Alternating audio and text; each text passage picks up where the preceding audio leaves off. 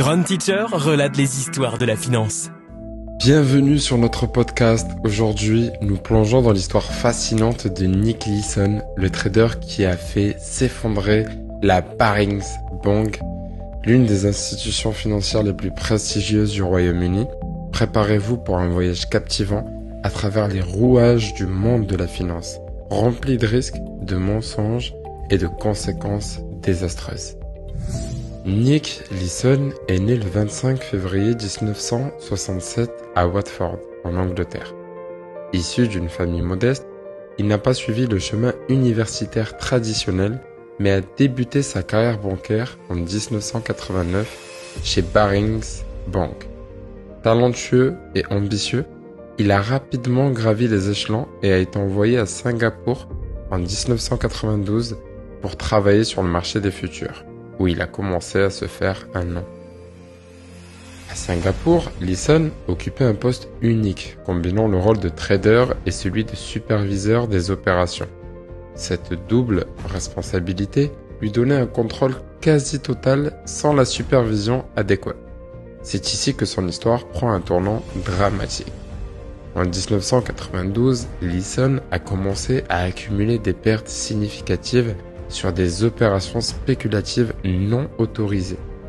Plutôt que de les déclarer, il les a cachées dans un compte secret, le fameux compte numéro 888888. Leeson, espérant récupérer les pertes, a pris des positions encore plus risquées.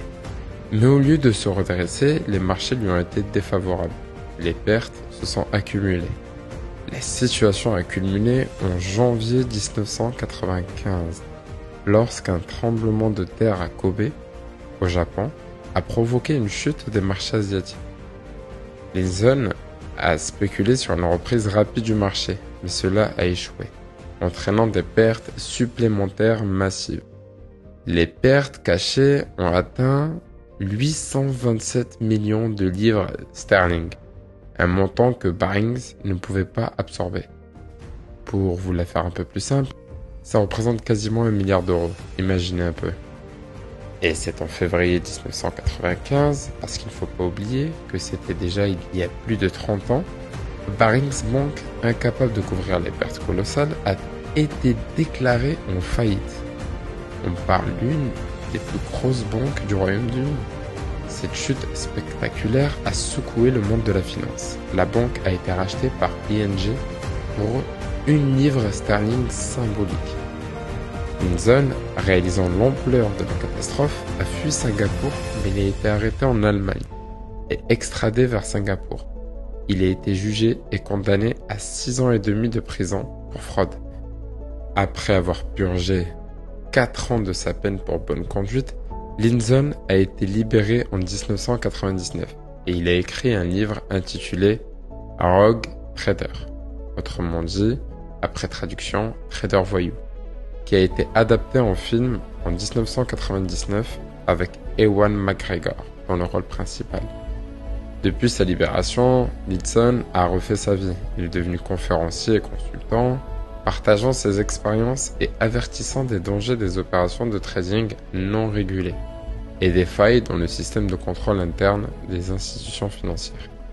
Pour finir, et pour apporter une conclusion à son histoire, Nick Leeson est un rappel poignant des risques inhérents à la finance et de l'importance cruciale de la surveillance et des contrôles internes. C'est une histoire de l'ambition démesurée, de l'échec et finalement de la rédemption.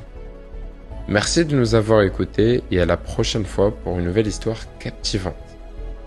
Et oui, si vous avez aimé cette histoire, n'hésitez pas à vous abonner et à nous laisser une évaluation, c'est-à-dire un cœur en dessous de la vidéo. Et ne serait-ce un petit message sur le groupe de communication Grand Teacher Contact. Et pour finir, je vous dis à bientôt pour une nouvelle plongée dans le monde fascinant de la finance et de l'économie.